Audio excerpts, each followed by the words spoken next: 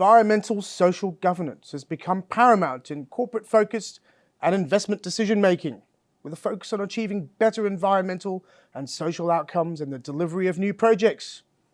Who could disagree with the sentiment?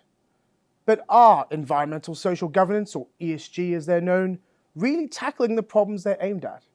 And if not, how do we ensure we do? AnneMarie Elias is a forthright and brave individual who is now the CEO of investment management firm Beacon Capital, passionate about this topic, and she joins the show today to delve into this question. AnneMarie, welcome to Smarter Cities. Thank you so much. I'm very excited. So this is going to be fun. I think you've been doing some really interesting social media on your role at Beacon Capital. I think I've tracked every day since you became CEO, and it puts my social media efforts to shame. So I'm very impressed. I'm also really happy to be doing this at Lendlease, and Lendlease Podium, which has currently sponsored today's episode, and on a day that it isn't raining, which I think is also a very wonderful thing.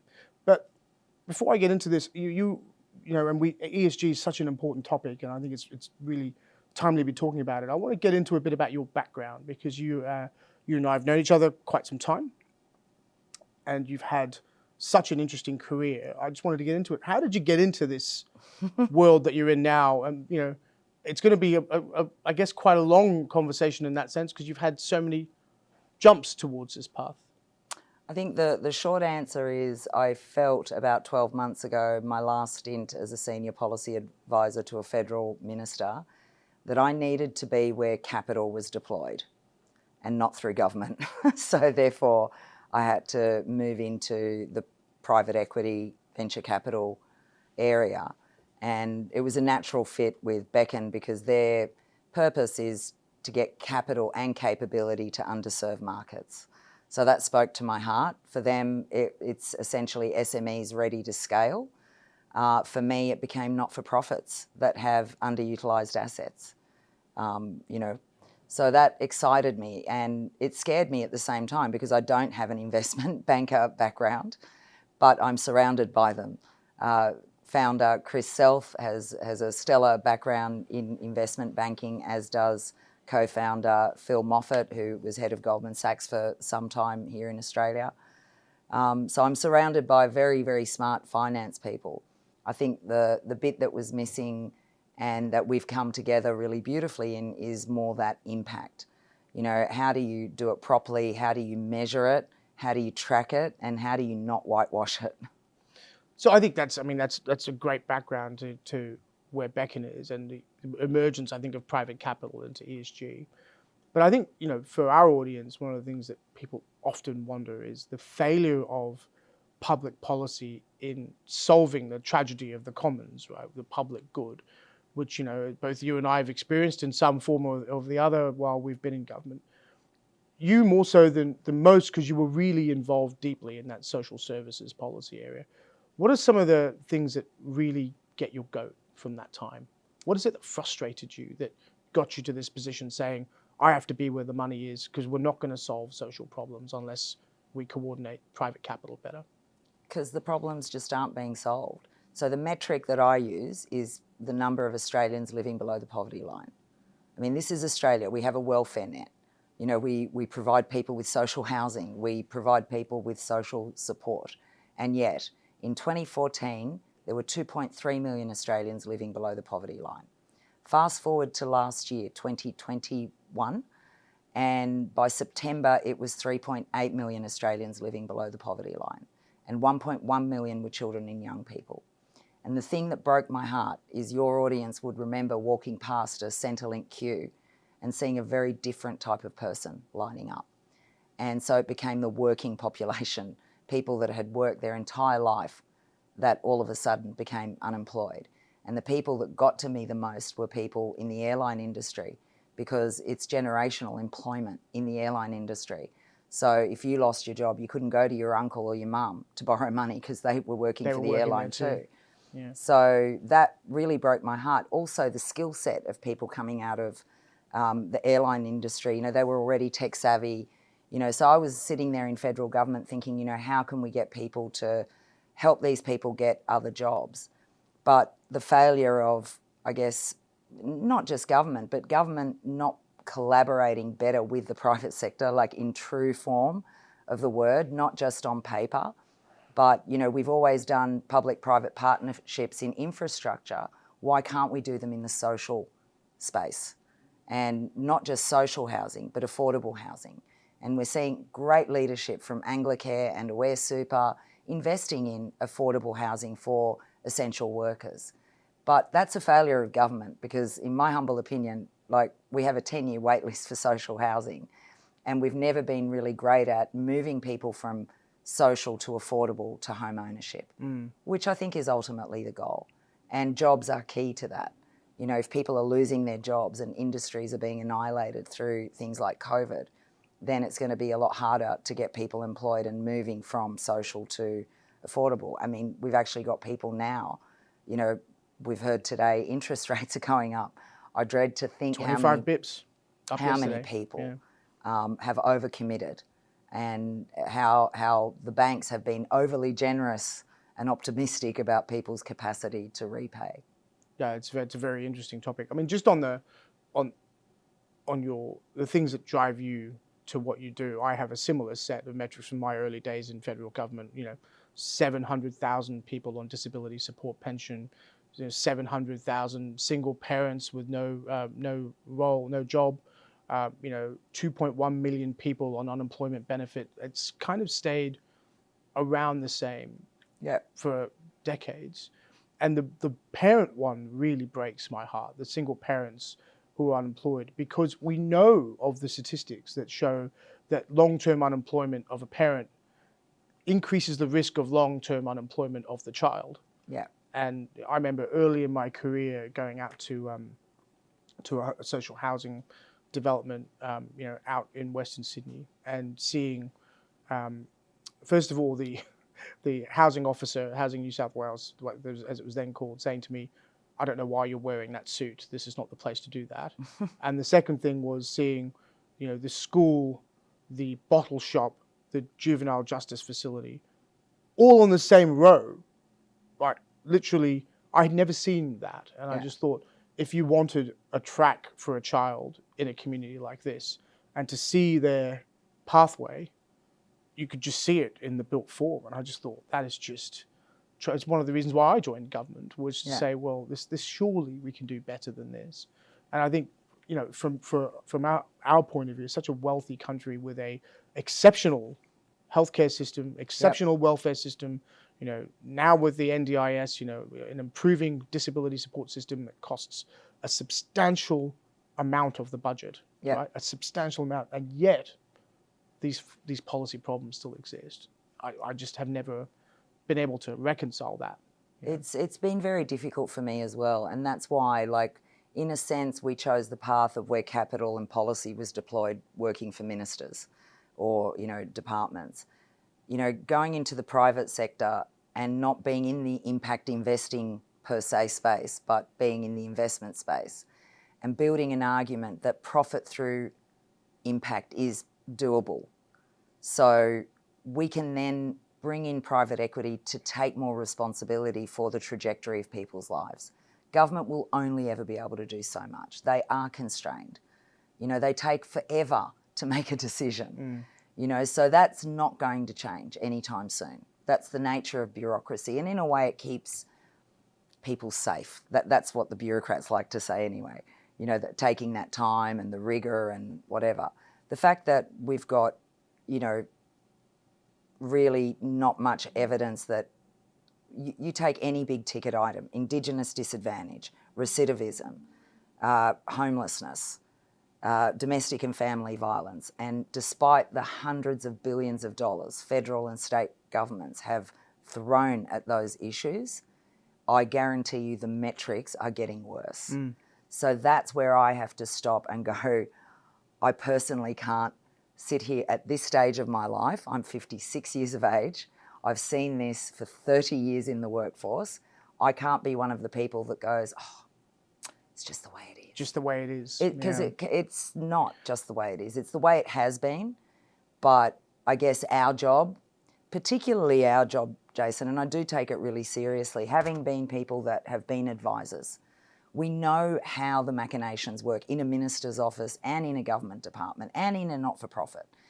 So having that capacity to understand those different layers, but being responsible to a degree to bring those layers together to work on things in a different way. And that's certainly what you've tried to do, what I've tried to do.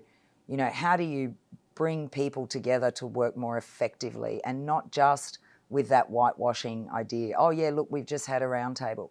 I actually attended a small business workshop yesterday with Minister Ben Franklin, and it was the second one. First one was end of last year, and that was online. And, you know, the problems that the barriers for Aboriginal business have been the same for decades. Yeah.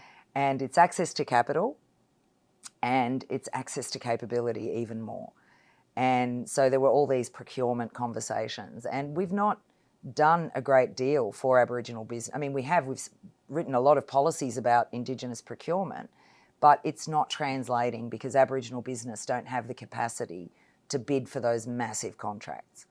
So, you know, for me, I see a simple solution. Go to the Lendleases that probably get those contracts and say, hey, how do you feel about doing some subcontracting to Indigenous suppliers that missed out on this And that's contract? exactly how we do it. Do you know what I mean? You know, I think, so then how do we bring those examples out? I wish you were there yesterday to say, well, you know, this is a model that Lendlease uses. But these are the examples that we have to get out there because people don't know. And there was a lot of like disappointment and upset yesterday. Ben Franklin, as the minister, was exemplar. You know, he was fantastic. He listened, he stayed the entire time. And he, you know, he had very confronting questions about, well, another talk fest, what's going to happen out of this? And I think, you know, I think a lot can happen out of these things because, yes, you hear the problem for the 50th time, which is, you know, these are the barriers. But I tell you, sitting in Commonwealth government, Australian government agencies are really bad at supporting even Australian SMEs. Yes, it's true. Right? So, you know, I remember someone saying if government agencies opened up procurement to startups and Australian SMEs, they would scale. Boom. Yeah. Yes, they would scale sky high. But we don't do it. We talk about it. And I remember in Commonwealth, Rex Patrick, the independent senator for South Australia, is feral about this, and thank God, because he is constantly saying, what are we doing to support Australian companies? Well, as you know, one of the few global Australian companies, we support that very much. Yeah. Right? But I want to take you back to the housing point because it's something we're very passionate about at Lendlease. You know, we are one of Australia's, probably still the largest developer in Australia. You know, we do a range of product from commercial office to retirement living to master plan communities. Social and affordable housing is something that our team, our staff, particularly our young staff, are really passionate about. And yet for us to be able to really get involved in the sector has been quite a challenge because, well, just being honest, the land holdings of government, generally where you can do good social affordable housing deals, often restrict you from doing it either from a return to government financially question, because they want a land payment, they want the private sector to pay for the subsidized housing, or from some form of planning constraint. And what's really interesting, the Victorian government have now set up a ground lease model, sort of PPP model for social housing for Flemington and a few other, Prahran and a few other suburbs, which we looked at, and that, you know, from all accounts, is going to be a good model, you know, because it's a long-term concession model for social and affordable housing.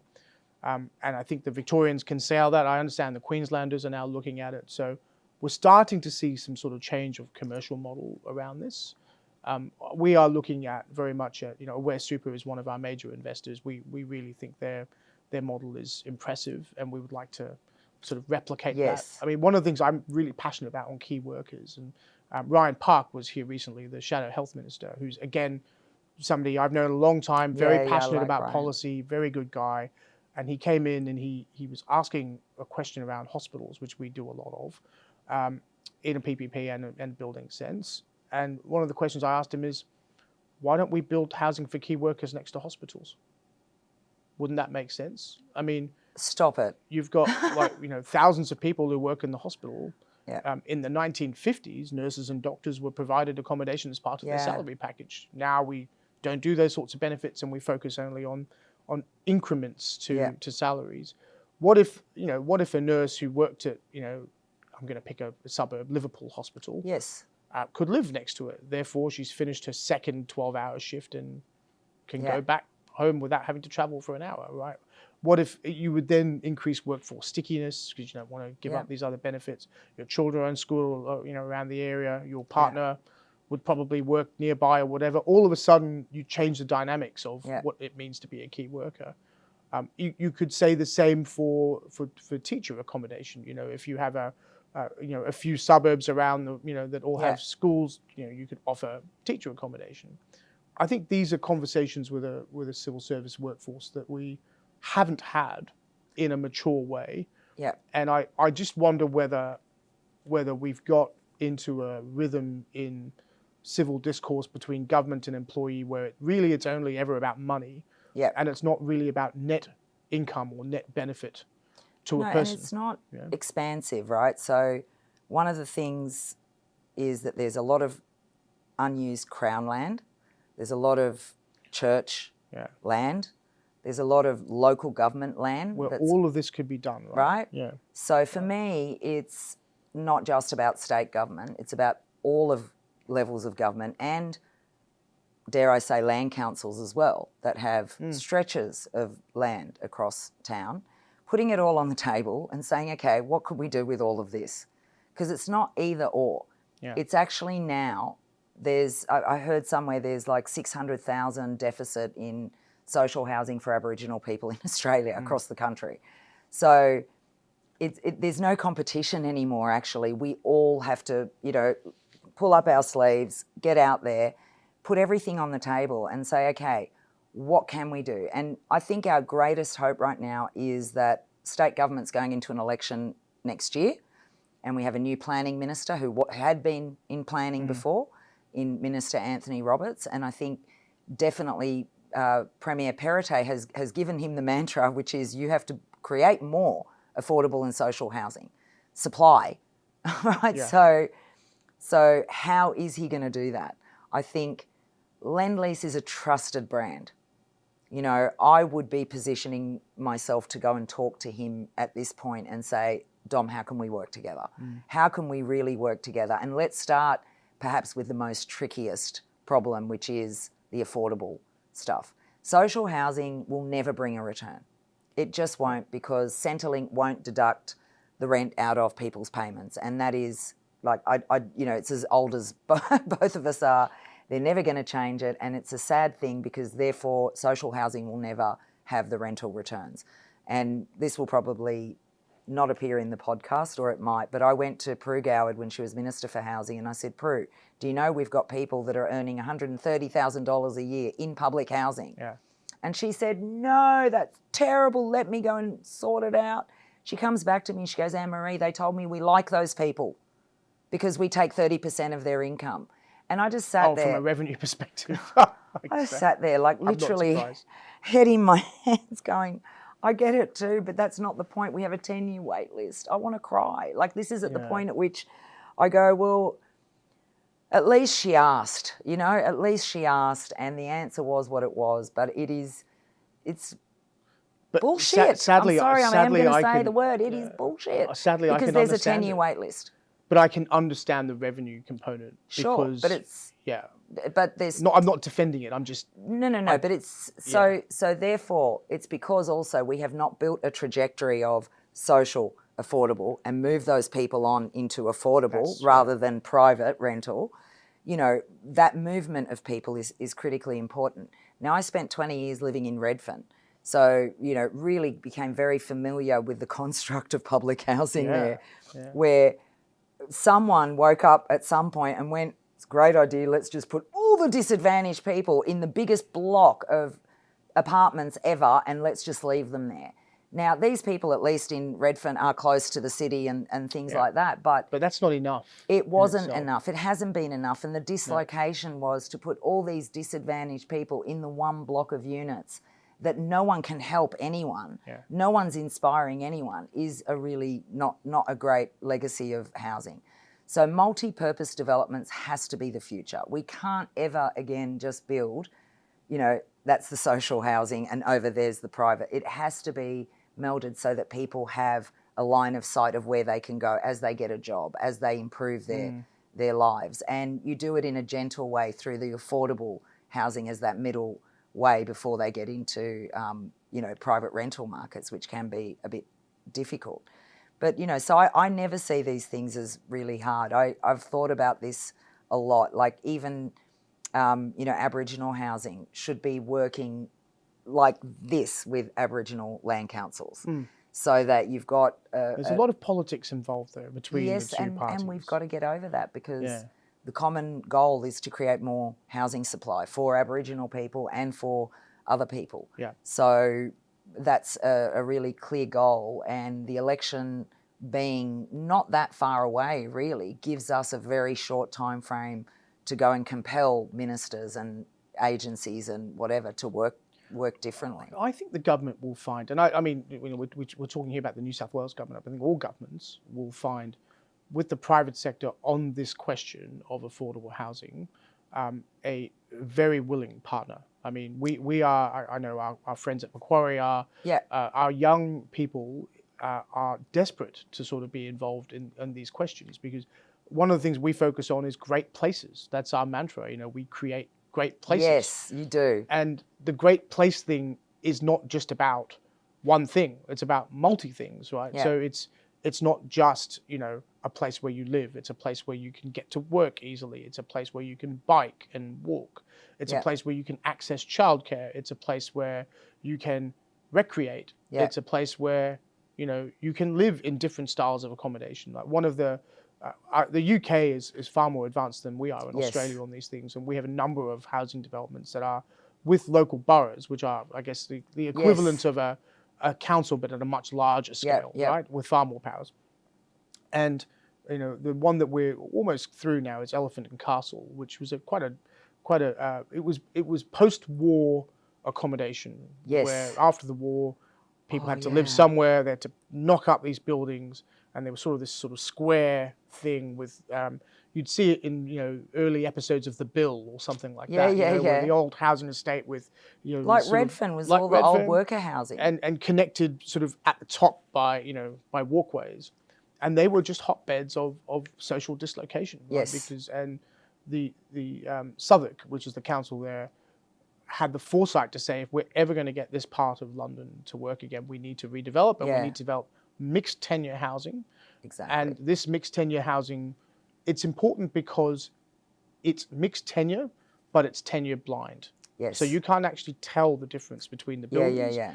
All the members of the community can congregate in places around Elephant Castle.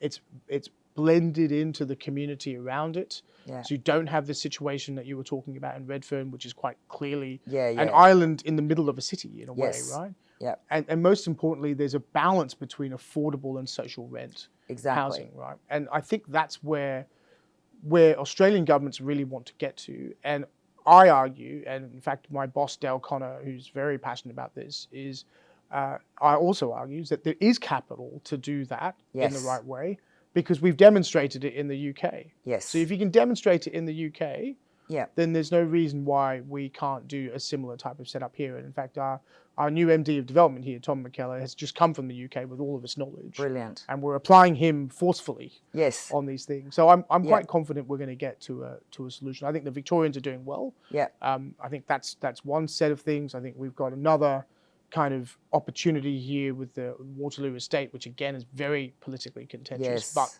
is in need of renewal.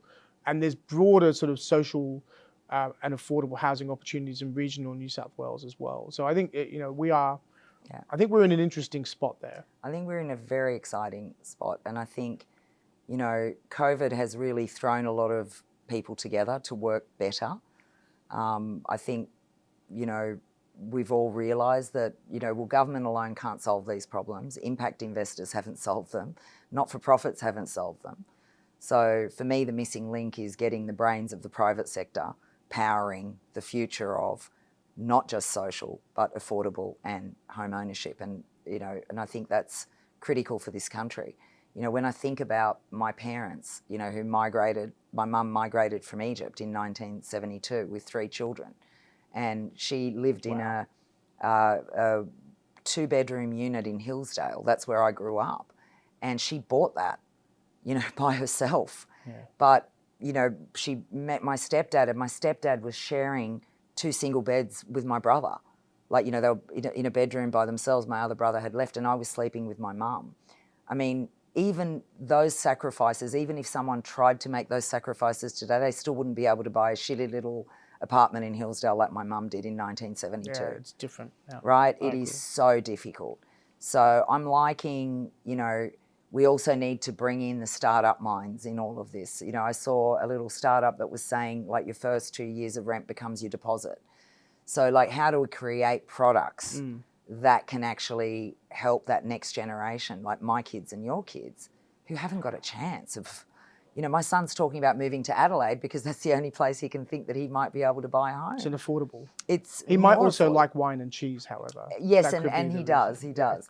But you know what I mean? Like, Yes, I don't, we want our kids to see opportunities here, and we want to do that. I also just wanted to quickly raise an example of another bit of a policy failure where, we moved the NDIS to the Commonwealth government for very good reason. But we never really looked at people over 65 retiring from sheltered workshops. Yeah. So that's starting to happen now. We've got the first generation of people with disabilities that have just turned 65. And they move on to the age pension, is that right? Or... So they move on to an age pension. However, they still live with their parents. Right. Yeah. So if they're 65, riddle me. So How old are their parents? So their care package doesn't carry over past 65? No, it's a different... It does, but they are living at home with their parents, Right. which is frankly not practical. Now, my theory in this is, talking to a service in the Inner West, those parents all own homes outright in the Inner West.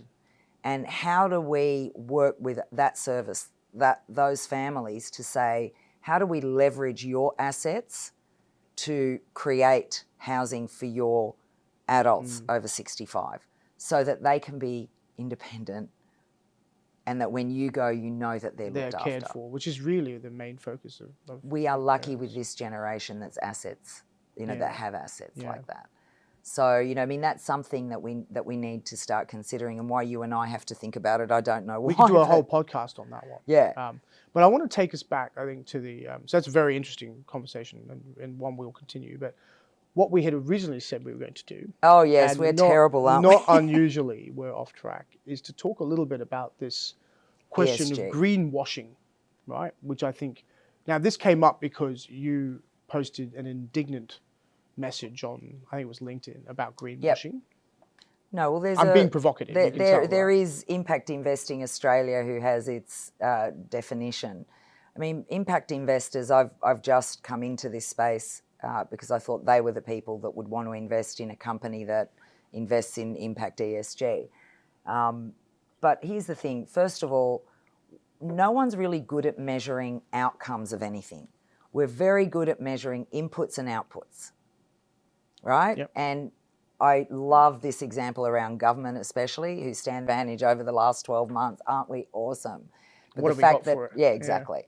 So people find ESG really, really opaque, right? Like, they can't really work out what it is. Yes, it's governance, social, environmental, but what does that actually really mean? So people then go to the Sustainable Development Goals, which is great if you're in that global third world sort of area, but what does that mean to a butcher in Burke?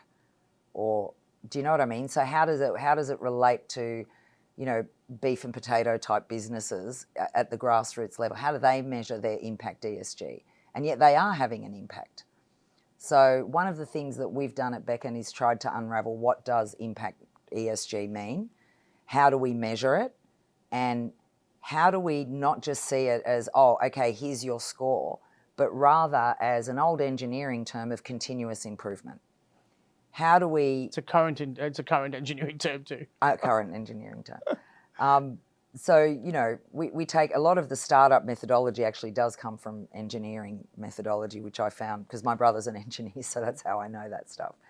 But, you know, I think that is actually quite important. So how do we continuously improve and not say that that's your measure and that's it? The other thing is, how do we compare ourselves to other businesses like us? So measuring the impact ESG that someone like Lendlease has is going to be very different to measuring the impact ESG of a small business removing slurry from building sites, right? Although comparable in a way, because you're both doing stuff for the environment, but how do we, you know, go beyond the 5 dimensions of impact, for example? Interestingly, I'm working on an Aboriginal project where, because we look at financial, environmental and social impact, and this Aboriginal organisation is saying, what about cultural impact? So we're going to get them to design that and market that as their, you know, thing that they want us to consider when we're looking at impact. So it's not just environmental and social and financial, but it's also now tracking cultural impact, which you gave me one of the examples of the disaster of a mining company getting rid of. Well, yes. So that particular mining company destroying, with approval, I might add. So it wasn't, you know, people endorsed this of, you know, of a historic, you know, Aboriginal heritage, which never should have happened, right? No. And they suffered the public opprobrium. You know, they lost, you know, they lost all of their credibility. You know, it's just, you know, they were part of the RAP, you know, which we have a RAP as well. Yes. You know, they lost all of their rights under their RAP, which they had proudly promoted as a company. And you just kind of ask the question, how did someone think that that was a sensible idea? How? Right. I mean, and look, I mean, on one argument, you know, I was saying greenwashing. Perhaps ESG is working strongly. I mean, in that case, the company lost its chairman and its CEO, and suffered substantial public opprobrium. So there was a massive cost to investors as a consequence of not adhering to social license, right? So I think there's more and more evidence that corporates are required to have a strong social license. It's something we take very seriously here as well. You must have the right, not just by law and not just by regulation, but by community standard to operate. And you're not always going to get that. In some cases, you have to work very hard for it. I mean, we work in development. We change cities. We create new parts of cities. That comes necessarily with some level of community disquiet, because things change, and you have to work very, very hard to earn the right to do that, and you will earn the majority of the right to do that, but you will never please. What's the wonderful phrase that somebody said? You will please some people some of the time, but you can't please everyone all of the time. That is very true when you're changing things in anything. And that is true. And so, you know, that is not related, by the way, to that mining company, which was a different case. With that example, with the mining company example, where did it break down? And I was actually interested in looking at a master's in cybernetics last year, because that looks at, I wanted to look at unintended consequences, right? And you can mitigate these risks, right? So it's sad that we had to lose such a site in order to learn that. But what have we actually learned to mitigate that risk in future?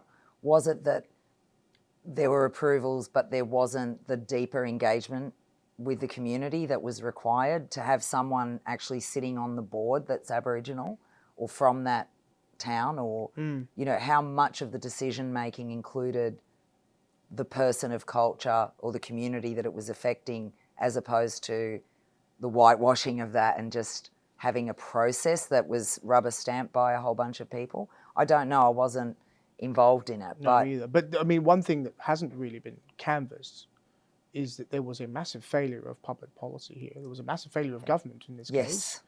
And yes, the actions of the company, quite rightly, have been condemned. But what of the policymaker? What of the regulator in this case, whose job on behalf of taxpayers is to protect heritage?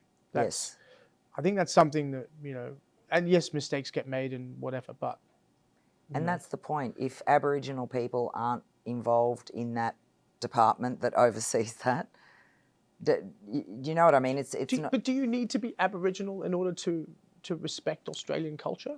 Because those agencies... You and I are both migrants. No, I'm exactly. a migrant. I mean, you were born here, I think. Is So, that right? You were born here? No. Oh, so you're a migrant. So Yeah, we're I'm both a migrant. Yeah, so here we are, two migrant Australians Yes. talking about whether we should respect Australian culture. Like, Exactly. so if we can understand it, are you honestly telling me that, a department official whose job it is cannot do that? Yeah. So I'm just playing devil's advocate. Let me just say an organisation like Indigenous Business Australia, which is supposed to be an investor in Australian Indigenous businesses, has got very few Indigenous employees. Yeah. Right. So, and that, it's like, when I was a kid looking for that ethnic face in the news or somewhere so that I could feel that I could be part of something, and not just be that ethnic kid. Yeah. And it's the same thing. It's like Michaela Jade, who's an Aboriginal tech amazing woman who has a company called Indigital, taught me this because she did that Masters in Cybernetics. And what it's about people being in the space where we make those decisions from those cultures. So it's not enough just to say, oh yes, well, we've consulted with that committee, but those departments are creating the policy. So if Indigenous people aren't sitting in those departments just naturally, or migrant people, then those views aren't going to be reflected. And let's face it, it's a very, very Anglo, I'm still shocked.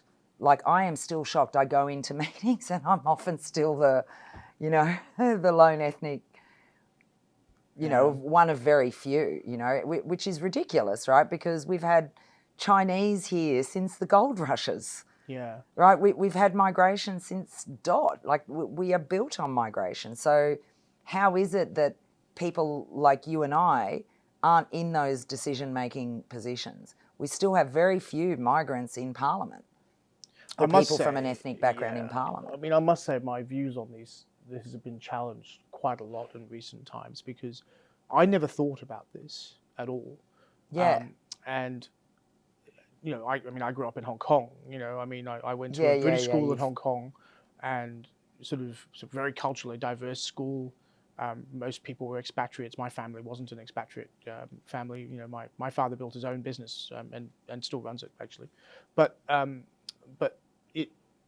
it's come to the fore now just because, and I was having this conversation with my boss recently actually, you're saying I'd never really thought about this concept of you need to see somebody else in order to believe you can do that until I was appointed to my most recent job here, and people from within the firm were saying it's just great to see somebody like you in this role, and I'm like, well, it's interesting. I'd never thought that.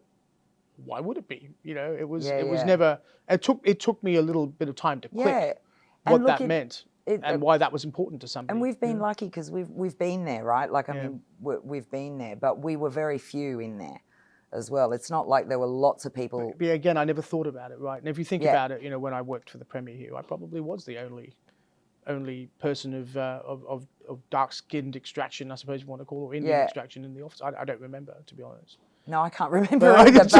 But do you know what I mean? Like, you know that, anyway, like, I think it's important in this. But I wasn't appointed because I was an Indian Australian. No, and that's the dilemma, right? Because you don't want people thinking you got in on a quota. No, right? That's right. He's just a diversity candidate. And you're not. But what you bring to this role is going to be phenomenal. Not just because of Jason D'Souza, the person who's a professional and who's got skills, but someone who has migrated to a country. It's a diversity of thought you're arguing for. Diversity of thought, 100%. And you bring that into everything that you do. I was very much, probably going back to your first question, very much taught by my parents as migrants, you do what you can to contribute to this society. And that's what I've done. So important. Just absolutely, I didn't know. Plus I wasn't allowed out I wasn't allowed out. Which you're making up for But now. I was allowed to go to the Ethnic Communities Council at the age of 16. So that was my out. And I went to every meeting, and I'm Wow. sure the older people thought, what is she doing? She's like 15, 16. But that was like me going out because my parents were so strict. That's quite the dinner, the Ethnic Community Council. That was the heyday. And then I also joined the Labor Party at that stage, because my parents just believed you've got to be active. And then I left the Labor Party, and then I joined the Liberal Party, and I've had quite an amazing life. But my whole focus has been, how do we do better in this space, in this impact space? How do we do more? And for a long time, I guess I focused on the welfare aspect and the social policy aspect. About that. Yeah. And then I turned around and I went, you know what? None of this is going to shift if people don't have jobs and opportunity. So that's a big shift from focusing on social policy and welfare. And I completely agree with that view. Focusing on education and jobs and progression, right? Because you think about it, the Anglo kids' parents are standing at a soccer game with the head of Lendlease next to them, getting their kid an internship. While the ethnic kids are working in the fruit, I'm going to cry. I'm literally going to cry. The kids are working in Cabramatta in a fruit shop because that's their life. So how do we break that? And it's the equality of opportunity. It's that opportunity. And if those kids' parents can't be standing at that soccer game, then how do we get Lendlease, as you do, go out there to Liverpool and meet some of those kids and give them that opportunity? So I think one of the interesting things about what you're saying, which I think in welfare policy, generally we have been very poor at, is looking at this sort of first order effect, which is, okay, providing the social housing. And then once we've achieved the providing the social housing, we're like, okay, well, that's good. Right? And then the sort of second and third order effect, which you have always been a champion of, which is the progression out of social housing into affordable. You don't just progress somebody, it has to be through employment. It's got to be through training. And one of the programs I'm really passionate about is this concept of the youth foyer. Yep. You heard about youth foyer? No. So it's one of the greatest causes of youth unemployment is children out of home care who then finish out of home care because they've turned 18 and are then sort of out on their own. And they get $150 from the state government and $150 from the Commonwealth government at the age of 18. Right, so they got cash, which is fine. $300. Yeah, but they've got, but my point is more, they got cash. The danger is the gap between finishing out of home care and then education and training and employment. If you don't manage that gap, you fall out of it into long-term unemployment. The statistics tell you this. So the youth foyer concept is one where a social organisation, CHP, St George Community Housing have one. We work a lot with them and their Given Street development. They take them, they put them in a sort of almost campus-style thing, and they have a mentor there, and they mentor them through training and employment, so they don't fall through that gap. Right?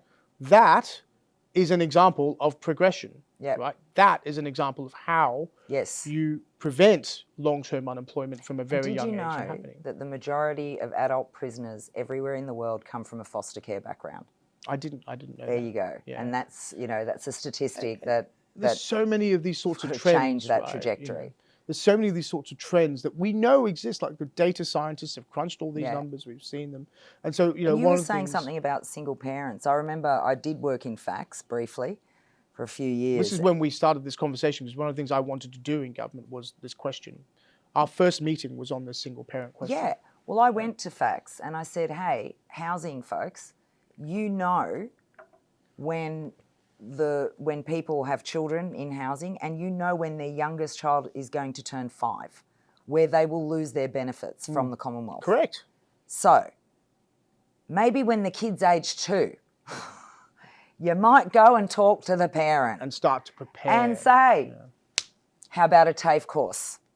Yeah. Let's get that set up. And, how about we get you working part-time and let's help you with the childcare, blah, blah, blah. And I kid you not, the person from Fax Housing looked at me and went, it's not our job. Yeah. We gave them the house.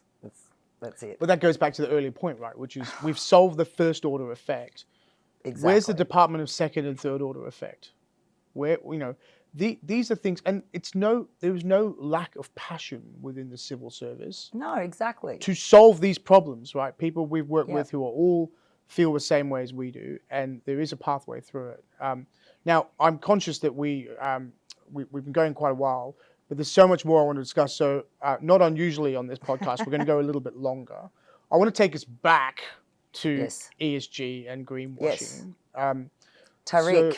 I was going to talk about Tariq, but I actually wanted to talk more about Jeff Bezos. So he, at Amazon, when he put out one of his first shareholder letters, argued, and it's sort of become a famous shareholder letter, that a fundamental measure of success for Amazon is the long-term shareholder value they create, right? Which is a fundamental of business, right? But then you look at this tragedy of the commons question, and nowhere is that actually measured in shareholder value returns in Amazon's case or anyone else's case. So where does the cost of ESG get taken into account? How do you include it in things, right? And it goes back to that question that we were talking earlier. And Tariq Fancy's argument, who was the first ethical investment manager of BlackRock, which is, I remember they have 7 trillion or something, right? He is now an advocate against ESG impact funds. He says that they basically don't do the job that they're meant to do, and they're actually a way of government avoiding its responsibility. So I guess the question I'm really trying to get to is, you've said to me today that actually there's a way of achieving profit through impact. Jeff Bezos' argument might be, well, yes, I'm happy to invest in that in a personal capacity, but Amazon's main focus is shareholder return. Yeah. I mean, he may not, I'm just using that illustratively. I'm not saying he has said that. Yeah. What is the answer there to that question? I think let's start from the premise that everyone that talks about, tries to measure, says that they're doing impact ESG. Let's just go on the premise that everyone's trying to do the right thing. And I think that's true. Right? So I think BlackRock, Platinum, 100%. Aware Super, everyone, Lendlease, Beacon Capital, go through various hoops to try and be solid with that. And I think that's important. I don't think anyone goes into life saying, No. I'm going to be a bad company or a bad person, or No. we're going to do bad things. I mean, nobody wants to. Shareholders are getting more astute. So when I changed jobs, I moved my super to Aware Super because of who they are. Yeah. I could have gone anywhere, but I chose them because they are investing in frontline worker housing.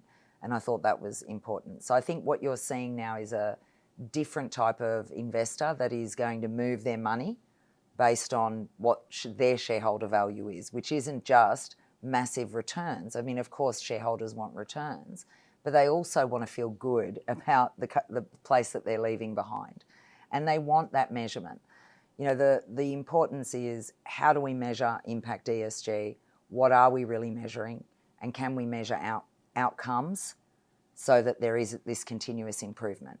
So, I look at the very first company we invested in, a bunch of builders, created something called Slurry Tub, which is a coffee filter which removes the slurry, which is, the concrete slurry, from the bucket and disposes of it safely. So we provide them with a report that actually shows how much they're saving the environment every single time this slurry is used. I mean, that's a fantastic company. That company is doing its own thing. If I get that company to relocate its manufacturing out into a regional area, I know I can increase that impact tenfold. But is that ESG, or is that investing social? That's sensibly? social. So does that count as social? Social, yes. I mean, social is creating jobs in areas where there needs to be growth. But the company's still profitable. You're still making a return. 100%, right? and that's what we believe, right? It's not a foregoing of. So the old world model of impact investing is, go out there and make billions and then dick around the edges philanthropic, of, do a little bit of a social benefit bond over here, which is virtually funded by government. It is. Right? Is, yeah. So I wanted to ask you about that. And do a bit of this and do a bit of that. But that's not impact. That's not real impact. I mean, that's a type of impact, but people are getting more astute. People want to know that you're environmentally sound, that you're, financially sound, responsible, so that investors do get a return, that you are thinking of social impact, so the place, and that's placemaking, so what are you creating in that place, and the legacy you're going to leave behind. And that's social license, right? So, that's, I believe in social license as a modern day something that every business has to think of. And that looks at your imprint, your impact, where you are and what you're doing to make Australia or New South Wales or whatever a better place. Measurement is going to get easier. At the moment, it's really expensive to measure those things, right? And that's the other thing. And then you can't prove there's a result unless you know how to measure and what you're measuring. So it's precluding 70% of SMEs that can't afford to pay KPMG to do their impact ESG measurement. Yeah. So one of the things that we're trying to look at Beacon is how do we reduce the cost of that? How do we automate that as much as possible? How do we help businesses be able to identify that for themselves and measure it themselves as they go along so that they can use that to report back to their shareholders? And, I think that it's becoming an imperative. Impact ESG 10 years ago was, shiny, nice thing to do. Let's just put this banner across everything and we look good. People now are scratching behind those edges. They're saying, well, what are you really doing? What does that actually mean? And I think, your Lendleases, your Aware Supers are the shining beacons of saying we are committed to doing it, committed to measuring it, and committed to outcomes and not just inputs and outputs. And I think that's where we have to go. As a society, we have to demand that, and we have to make greater accountability, and we can't get the greater accountability unless we make it easier for people to measure. Oh, I totally endorse that. Yeah, I totally endorse that. Even government, even government needs to be a hell of a lot more accountable. And transparent, I think, is the... And transparent. Well, look, we'll have to end soon. It's been, as usual, every time I sit down with you, a fascinating conversation. Usually it's over wine, so today it's coffee. But anyway, usually I ask people, what are 3 things you think need to happen as we go forth into this environment? So I endorse your view that things are changing, that there's tremendous pressure on companies for social license, that consumers are voting with their feet. What are 3 things that need to happen to enhance that move? I think we have to be less competitive and more collaborative. I think that's the key, because the problems that we're left with in a very small country like Australia are ridiculous, right? We can absolutely fix the number of people living below the poverty line. We can absolutely house every Australian that needs to be housed. We can absolutely make sure that no child goes to school hungry. I mean, this morning there's an ad on television where you can sponsor a child in Australia. This is another point at which I want to fall apart and cry. Like, are you kidding me? Wow. Are you, wow. Sorry? Yeah. But I can't remember, it was one of the Australian charities saying sponsor an Australian child. And it's like, what have we come to?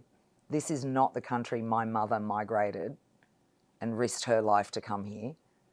We were from Egypt. There was a revival of Islam. We were Catholic. We had to move fast. And she came here to give me a better life. And now, at age 56, I'm watching the TV and I can sponsor an Australian child. That's just... heartbreaking. Just not on. No, it isn't on. It isn't on. But the silos have got to end. And, there needs to be genuine, open collaboration with the private sector to solve these problems. And not just, here's an EOI and a tender, but like literally roundtables to say, okay, who are the major players in housing? We have got to fix this problem in the next 6 months, come up with new ways and new solutions. We just have to, because the country will be better for it. We will be spending less money actually for it. And when you start to consider the biggest thing for me is not-for-profits and land councils realising the assets that they have to contribute. And that's why there is a social and financial return on investment. So land councils, like I look at the Jarlee Land Council where Cabbage Tree Island is, they've got lots of assets that, I don't know whether they've utilised or underutilised them in the past, but they have a macadamia farm, a quarry and access to 7 Mile Beach. So how do we get a crack team of people together to look at what's going on in the Northern Rivers, which is you want to impact invest? That's impact right there that you can invest in tomorrow by rebuilding not just the Aboriginal housing, but the whole of the community housing. And then totally random for the finance geeks is how do we come up with an insurance product that protects people, right? Because government's going to have to pay for that product because it is more expensive for them to go and spend on rebuilding when there's no insurance. So either way, the government's paying. So how do we get some crack team minds together to say, what is that insurance product for the future that is going to protect people in flood-affected areas or climate-affected areas? So I don't know, I've probably said too much. No, it's perfect. It's perfect. Always a pleasure. AnneMarie Elias, thanks so much for being part of Smarter Cities. Thank you so, so much.